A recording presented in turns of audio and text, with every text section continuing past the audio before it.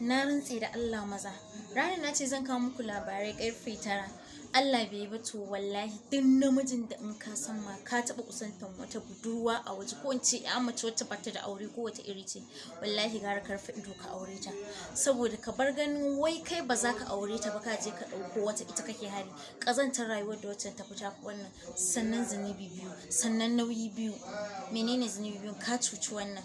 ka cuci rayuwar 'ya'yanta da mijin da za ta aura bugu da ƙari ka sani da cewa 'ya'yanka sai an rama akan su ko sun kai 1000 ne. Soya a nasu tunanin sun riga sun ci bilis sun ajiye na aure a gefe kuma bayan wa'annan da kuka kammale kuka bar su a gida yadda kuka zo kuka amfani da wannan din to ita ma din tana can ta ajiye wanda yake amfani da ita ai ku san wani abu ba a rayuwa duk wanda ya yi si a zamanin nan ma baka yi ba ma an maka to